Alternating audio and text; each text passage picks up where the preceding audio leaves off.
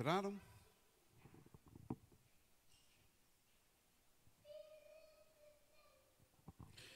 Segunda carta de Paulo aos Coríntios, no capítulo 5, vou ler o verso 18. E diz assim: tudo isto provém de Deus, que nos reconciliou consigo mesmo por Jesus Cristo, e nos deu o ministério da reconciliação. Isto é, Deus estava em Cristo reconciliando consigo o mundo, não lhes imputando os seus pecados, e pôs em nós a palavra da reconciliação, de sorte que somos embaixadores da parte de Cristo, como se Deus por nós rogasse. Rogamo-vos, pois, da parte de Cristo, que vos reconcilieis com Deus. Aquele que não conheceu o pecado, o fez pecado por nós, para que nele fôssemos feitos justiça de Deus. Te dou graças, ó Pai, eu te honro, eu glorifico a Ti. És santo, és forte, és Deus, Senhor de toda a existência. Deixastes Tua palavra a nós como Tua fala direta, clara, inconfundível e eterna, Pai. E amamos, eu amo a Tua palavra, Pai. Amo o Senhor, meu Deus, amo a Tua glória, a beleza da Tua santidade. Deus, dá-nos nesta noite Tua palavra, Pai. Precisamos de Ti. A Espírito Santo de Deus, precisamos de Ti, movendo em nossos corações e nossas mentes. Ó Deus, dando-nos, ó Deus, a serenidade, Deus, para ouvir a Tua palavra, Pai, desarmos nossos corações. E fala-nos e dá-nos, ó Deus, o Teu reino, pela Tua palavra nesta noite, Pai, em o nome do Senhor Jesus. Amém. Amém. Muito bem, no versículo 14, Paulo escreve: porque o amor de Cristo nos constrange. Eu acho essa frase paulina espetacular. O amor de Cristo nos constrange. Costumeiramente nós conhecemos isto, esta parte, o amor de Cristo nos constrange. Nós ouvimos, nós falamos, nós cantamos. E é interessante, eu acho legal essa parte, e ela é toda cheia de um contexto, de uma maravilha que nos chama. Eu estava lendo acerca do significado desta coisa do amor de Cristo nos constrange. Eu estava me lembrando de uma palavra do pastor Fabiano, numa das hormibãs da vida aí, e ele pregava que nós nos tornamos Paulos. E todos nós somos Paulos, nós precisamos ser Timóteos, nós precisamos ser alunos. E eu achei interessante que ele começou o hormibã, o sermão nesse dia, acho que foi em Morrinhos, né? E ele disse assim: eu sei, pastores, que é difícil para vocês ouvir, porque vocês estão acostumados a falar. Quando você é pastor e professor, então, você tem uma dificuldade de sentar. A gente chega para fazer curso, principalmente se a gente olha para a cara do camarada e acha ele fraco, a gente já começa a querer fazer bagunça. Ele diz: mas acalma o teu coração, porque a gente precisa ser mais Timóteo e menos Paulo. Porque o mundo já está cheio de doutores, mas de alunos faltam poucos. E é interessante, intrigante, comovente e de uma mudança interior muito grande quando você olha para o versículo depois de tantos anos lendo e se pergunta: o que você quer dizer, meu filho? Que eu até agora não te conheci. E eu fiquei, Fábio, pensando: o amor de Cristo nos constrange, o amor de Cristo nos constrange, uma coisa tão simples, tão boba, mas que para mim foi tão rema. E eu li uma frase seguinte: ao ler este versículo, tenha em mente que não é o seu amor por Jesus Cristo. E quando eu li isso, eu me lembrei que conheci alguns que diziam que amava tanto a Cristo que isso chegava a constrangê-los, de tanto amor que eles tinham. E o autor simplesmente disse: quando ler este versículo, tenha em mente não o seu amor por Jesus Cristo. Ele é consequência, ele nunca foi causa. Tenha sempre em mente o amor de Cristo para contigo. O amor de Cristo para você, como Ele te amou, é o amor dele para comigo que deve me constranger. Então, literalmente, quando o indivíduo não se constrange com o fato de Cristo tê-lo amado acima da sua própria vida, costumamos dizer que é fim de carreira. Se o amor de Cristo, então, não te constrange, nós não temos mais palavras para dizer a você. Porque o Evangelho nada mais é do que Cristo morreu em seu lugar. E apesar da coletividade ser importante em diversas áreas da vida e da igreja, chega um momento da existência que serei eu, o trono branco, e Jesus Cristo, eu e Cristo, Cristo e eu. Então, até o cuidado de que Cristo morreu por nós, nós precisamos ter. Porque, na verdade, algumas das pessoas das quais nós convivemos, Cristo, não faz sentido a morte dele para elas. Então eu preciso, cada dia, construir dentro de mim, que Cristo morreu por mim, em primeira instância. Se eu achar mais 2 ou 3, por quem Cristo também tenha morrido, e eles tenham entendido isso, aí sim, então, Cristo morreu por nós, mas o que eu preciso entender é que esse amor de Cristo, ao subir na cruz em meu lugar, é algo que deve me constranger. Mas o que tem nos constrangido é uma boa bronca do pastor. O que tem nos constrangido é um bom rala que nós tomamos.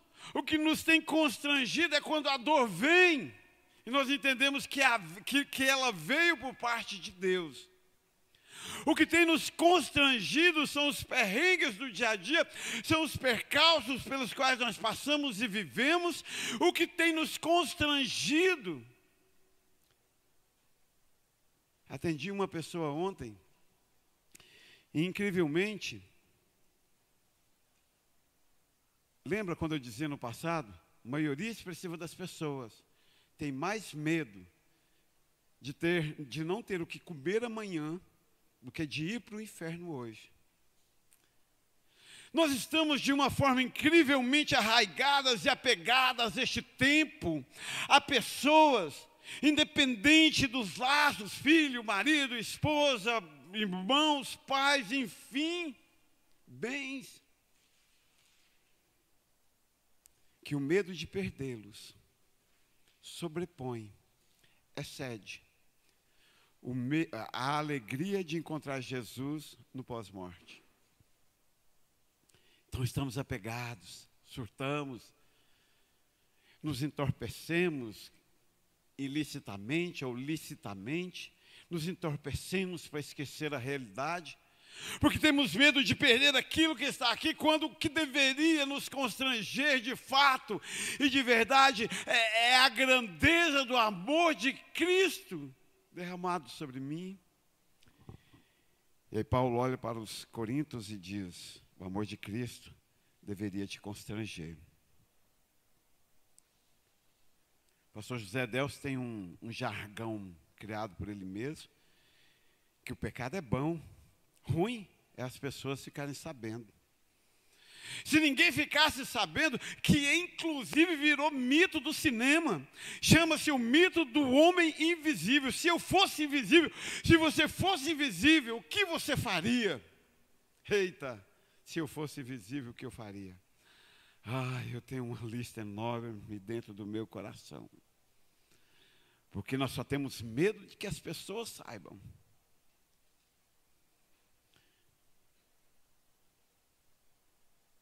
O amor de Cristo precisa nos constranger de uma forma que não importa mais o que as pessoas saibam de nós ou não.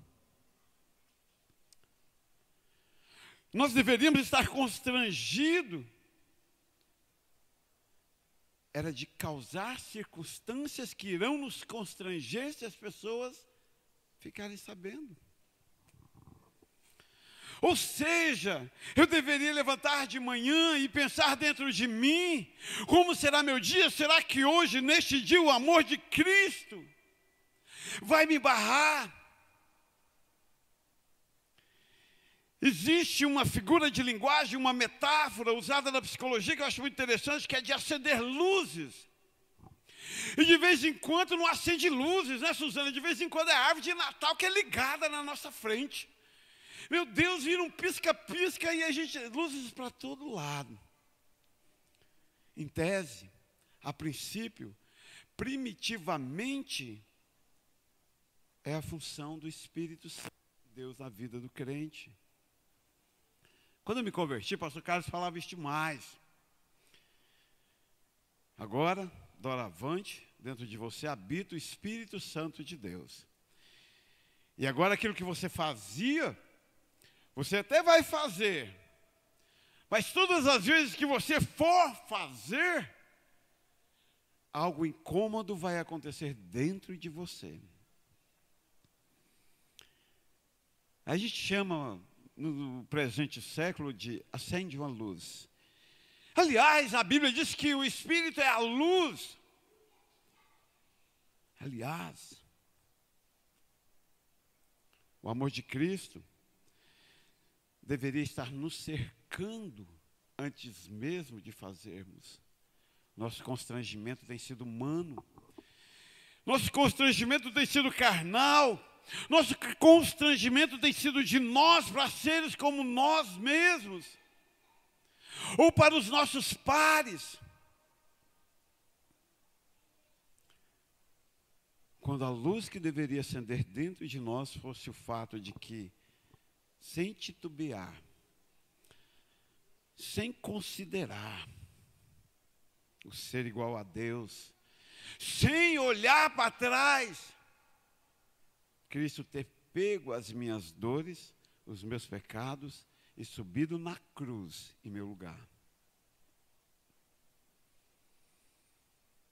A experiência na infância deste tempo é uma coisa muito interessante, porque as crianças de hoje, é redundante dizer isso, mas não são iguais às crianças do nosso tempo. E aprender com elas essa coisa muito interessante de que talvez o constrangimento social tenha enfraquecido a um nível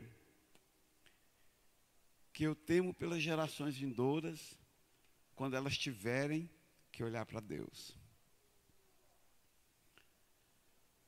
O amor de Cristo deve nos constranger.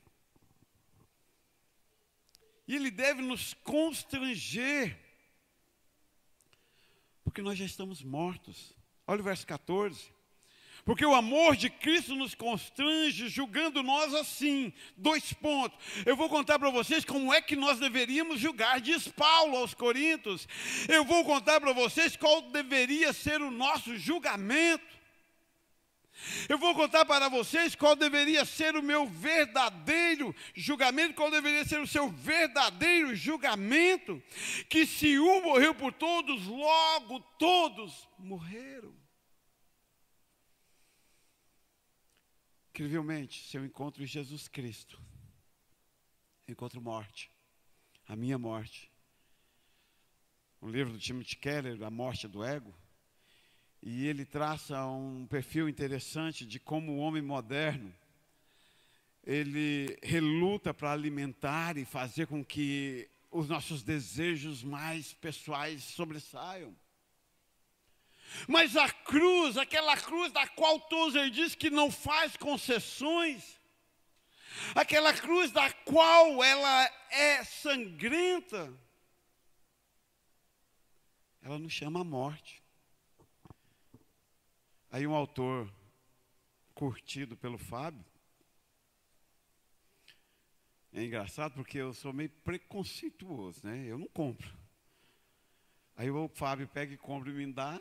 Aí como eu estou falido, aí estou sem livro, eu vou e leio. E ele me deu um livrinho. O Deus que mata os seus sonhos, ou que destrói os seus sonhos, né? E, meu Deus, eu jamais compraria um livro desse. O livro é feio, a configuração dele é feia, o designer dele é feio, o autor sei lá, entende. E eu acho interessante esta coisa de como ele consegue contar do início ao fim, de uma forma adolescente, como você deveria estar morto em Cristo Jesus. Como seus sonhos e suas convicções nada são. como o meu acho ou o meu quero nada é diante de Cristo carregando a sua cruz rumo à morte em meu lugar. Verso 14, então. O amor de Cristo que nos constrange, se somos amados, precisamos entender que estamos mortos. Paradoxal, né? Deus não é Deus de mortos, é Deus de vivos, diz a palavra. Mas ao mesmo tempo, parece que a glória se dá quando morremos para nós mesmos e para este mundo. Então não desconfigura o que Deus é, Ele é Deus de vivo. Mas não Deus de vivo aqui deste mundo.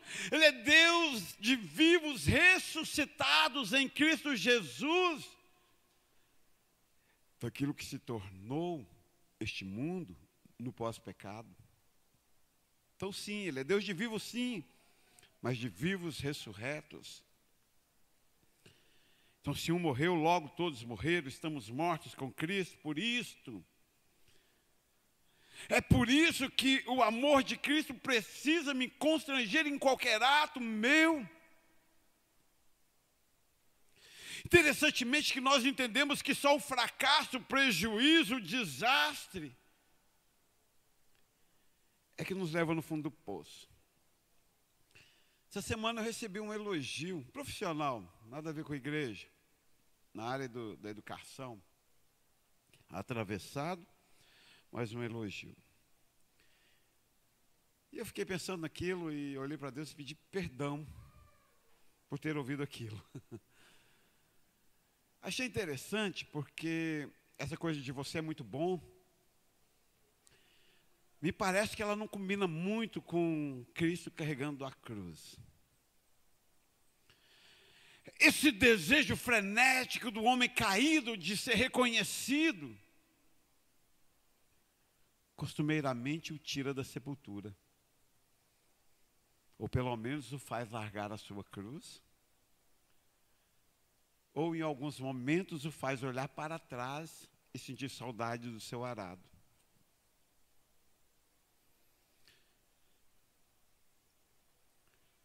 Levei algumas provas e algumas disciplinas para começar a entender o que a psicanálise propõe sobre o passado.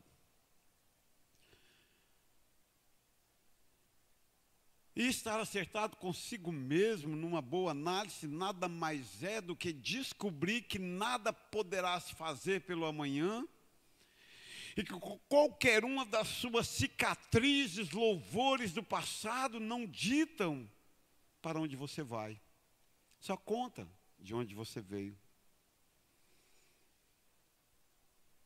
Então as cicatrizes do passado não podem ditar para onde eu vou, como eu sou. Elas só me contam por onde eu passei. Um dia, e eu tenho uma experiência legal com isso, no 24 de junho, dia de São João, era aniversário do meu avô, por isso que metade da minha família chama João, e era sagrada a fogueira de São João, e todo ano a gente ia para a fogueira comemorar o aniversário do meu avô, João Batista, por sinal, nascido no 24 de junho, eu acho que de 1500 e pouco, eu acho. E a gente parava o caminhão, no meio do caminho, eram 47 quilômetros de Bela Vista até São Miguel do Passa Quatro, da fazenda. E a gente, os meninos, iam brigando a carroceria do caminhão, quando passava na fazenda do meu tio, para saber quem ia descer do caminhão, para ir lá chamar eles para subir no caminhão para pegar carona. E eu fui o primeiro, dei um salto mortal triplo, carpado, saí do caminhão, e saí correndo, já tinha escurecido, e bati no colchete, caí de costas e cortou aqui com o arame farpado. E até hoje eu tenho essa cicatriz. Aqui e aqui. Peguei ainda bem, né? O povo da roça, ainda bem que só pegou o fio de cima e o fio de baixo. Louvado seja Jesus. O do meio eu escapei, não sei como. Tudo dá graças. Vão embora. Glória a Deus. Bati no colchete. Glória a Deus. Isso me conta que um dia eu passei por lá, mas não diz para onde eu vou. Meus louvores, anota isso no seu coração, meus louvores, meus desabores, servem para nada. Porque a única coisa que é real para mim e para você é aqui e agora. Enquanto estivermos neste corpo mortal. Claro, evidentemente, não falo de eternidade agora. Eu falo do aqui e agora. E aqui e agora, estou morto. Estou morto porque Cristo morreu. E se eu vi, contemplei e entendi esta morte, estarei morto com Ele. Ressurreto, é claro. Renascido, é claro. Nascido de novo, é claro. Mas nunca me esquecendo que isso tem que me constranger. Será que é por isso que o salmista diz, não assentei na roda dos escarnecedores? Porque se você se assentar, você vai se sentir constrangido? Será que é por isso que a palavra de Deus diz que aquele que roubava não roube mais? Porque talvez você vá ficar constrangido? Será que é por isso que a palavra de Deus diz que aquele que vivia de coisas escusas agora ande na luz? Porque senão você vai ficar constrangido. Somos filhos da luz. Por isso o amor de Cristo nos constrange. Se somos amados, no versículo 15, nós não vivemos mais para nós mesmos. E Ele morreu no verso 15 por todos, para que os que vivem não vivam mais para si. Não há algo mais lamentável, não há algo mais digno de lástima, diria próprio Paulo, do que um cristão que ainda tenta buscar os seus direitos ferrenhamente.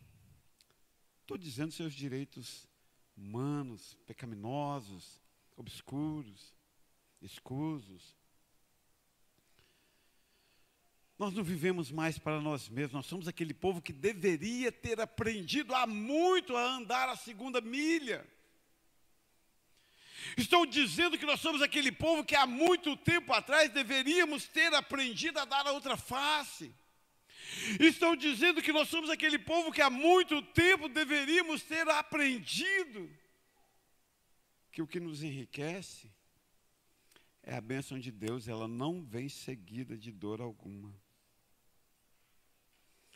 Eu me lembro de uma passagem com o Emerson.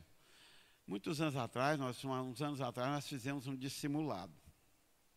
Como eu já disse, tem discipulado e dissimulado. Eu estava ensinando para ele o Deuteronômio 8, e ele ficou, Jaciara, chocadíssimo com o Deuteronômio 8. Ele falou, nunca tinha visto isso. Verdade mesmo que o povo ficou 40 anos no deserto, a chinela deles não desgastaram. Não, as roupas também não. Dá para acreditar que somos descendência espiritual desse povo? Dá para acreditar que nós, costumeiramente, deixamos de viver o milagre de Deus para viver os perrengues dos nossos direitos? Dá para acreditar que nós somos o povo que, ao invés de vivermos o milagre, vivemos o perrengue? Dá para acreditar que nós somos o povo do Deus poderoso? Laine recentemente disse, esse ano na leitura bíblica eu vi Moisés com outros olhos. Eu falei, é complexo. Mas eu acho interessante uns argumentos, eu não sei se era esperteza, espiritualidade, cansaço, fadiga, ou se tinha desistido mesmo. Mas eu acho soberanamente interessante quando Moisés olha para Deus e diz assim, mata o povo. E todo mundo vai falar que o Senhor tirou eles do Egito só para matar eles. Deus, não, então vamos tocar. Eu acho interessante isso, que nós somos o povo deste Deus que tudo sabe, que tudo conhece, que tudo faz, que nos permite andar no deserto e não desgastar as nossas roupas. Mas ao invés de vivermos o milagre, a novidade de vida, da qual mesmo Paulo diz, nós vivemos o perrengue de vida. Se nós somos amados, Esqueçamos então de viver para nós mesmos e passemos a viver para Jesus Cristo. No verso 16, se somos amados, o amor de Cristo deveria nos constranger de uma forma tão grande, a nos compelir a entender que nós somos uma nova criatura, foi transformado na natureza. E no 16, assim, daqui por diante, a ninguém conhecemos segundo a carne. E acho interessante que as palavras de Paulo me arremetem a Samuel, ungindo o novo rei. Cuidado, Samuel. Alguém recentemente pregou sobre isso aqui. Cuidado, Samuel, não unge, não olhe segundo a aparência, porque eu olho segundo, eu vejo segundo o coração do homem. Mas insistentemente nós vivemos de aparência. Assim, daqui por diante, ninguém conhecemos segundo a carne. Alguém disse, meu caro cristão, pare de julgar. Pessoal da liderança aí, lembra, na era dinossáurica, eu acredito que deve ter uns 300 anos, nós tivemos uma reunião de liderança, e aí eu trouxe o texto do Monteiro Lobato. Américo Pisca-Pisca, o reformador do mundo. E o Américo Pisca-Pisca era o reformador do mundo. E ele olhou para o pé de melancia e disse assim, está absurdo esse aí, uma rama tão frágil com um fruto tão grande. Andou uns passos e viu o pé de jaboticaba. Ele está errado. Uma árvore tão frondosa, tão bonita, tão forte, com as frutinhas tão pequenininhas. Se eu tivesse criado tudo, eu colocaria a melancia no pé de jabuticaba e colocaria a jabuticaba no pé de melancia. Américo pisca-pisca, piscando daqui, piscando dacolá, vai e se deita debaixo do pé de jabuticaba e tira uma soneca. E no meio do seu sono, eis que uma jabuticaba desprende lá de cima e cai no meio da sua testa, pá, e ele acorda. E conclui, se o mundo tivesse sido feito por mim, eu teria sido a primeira vítima da minha reforma. E aí Monteiro Lobato diz que Américo Pisca-Pisca saiu a pescar, mas sem nunca mais querer consertar tudo à sua volta.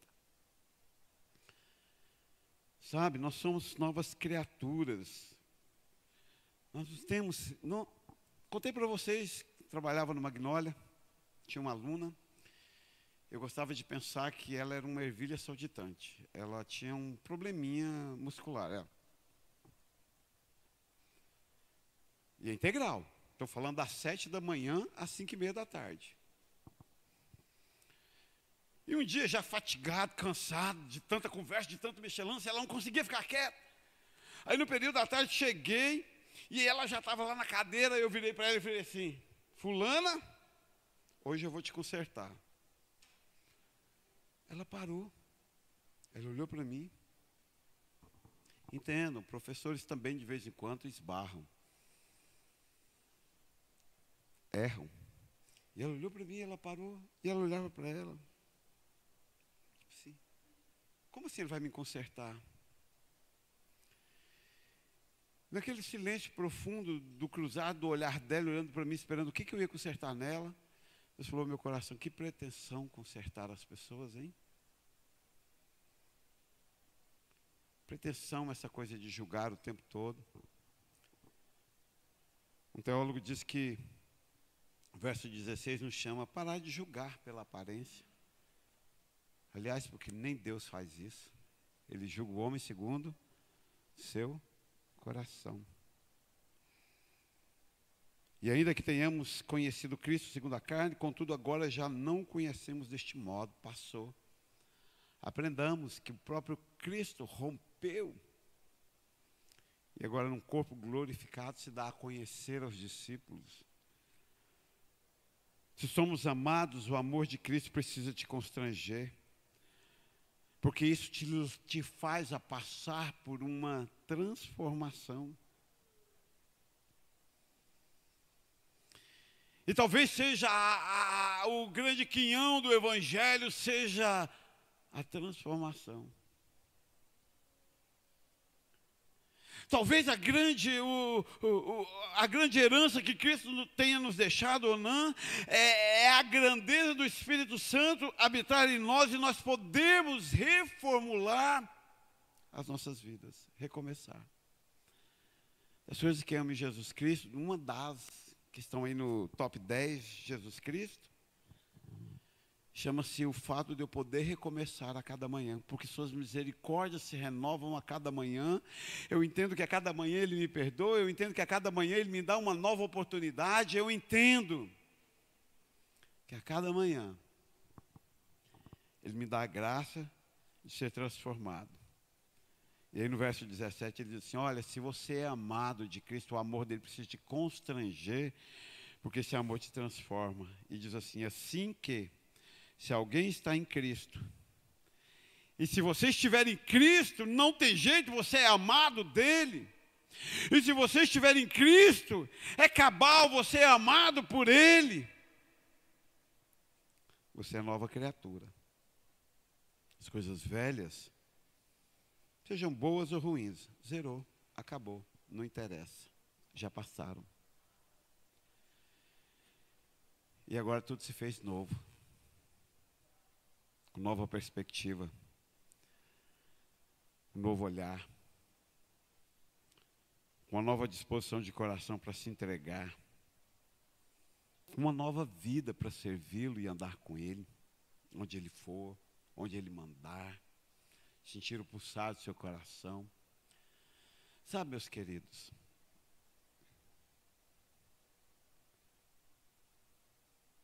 hoje eu falava para o 5º ano C, o divisor de águas na vida de vocês vai ser o dia que vocês entenderem que se vocês lerem a prova, fica mais fácil de responder.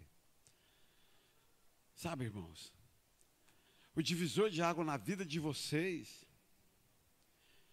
será o dia em que você entender que Cristo te ama e que é isto que deve acender luz dentro da sua vida, que é isso que deve te constranger, que é isso que deve te mover, que é isso que deve ser a sua luz, que é isso que deve ser o seu caminhar, será também o divisor de águas na sua vida. Somos nova criatura. Famoso Romanos 12, né? Somos agora a transformação da mente cada dia. Gente, tem algumas coisas que de vez em quando eu paro assim no meio, na volta do dia, e falo, Senhor, obrigado. Né? Senhor, obrigado. E dentre elas foi a capacidade que Cristo deu-me de me renovar, de me refazer, de me reconstruir, de levantar, de ser uma nova criatura, pautado no fato de que Ele me ama. Ciente de que nada pode me separar do amor dEle. Ciente de que o amor dEle transcendeu aquilo que a mente humana pode conhecer. Quão insondáveis são os teus caminhos, os teus pensamentos, diz o próprio Paulo. Ciente de que nada pode me arrebatar das mãos desse Jesus que me ama. E é isso que me constrange. Sucesso, fracasso, eu mesmo, você, não me constrange. Quero aprender como Davi. Se eu matar Urias, eu quero olhar para Deus e dizer, Senhor, eu pequei contra ti. Vamos resolver primeiro contigo. Se eu contar o povo de Israel, eu quero olhar para Deus e dizer, Senhor, eu pequei contra ti, eu quero a tua ira. Quero aprender. E te convido a aprender a olhar para Jesus Cristo. E se sentir constrangido com a forma fenomenal com que Ele te amou. Pai, te dou graças, eu te honro, eu glorifico a Ti, Tu és Deus, Deus de bondade. E no nome de Jesus, Pai, toma os nossos corações e nos ame profundamente e nos constranja, cada dia, em o nome de Jesus. E domingo, nós terminaremos do 18 até o 21.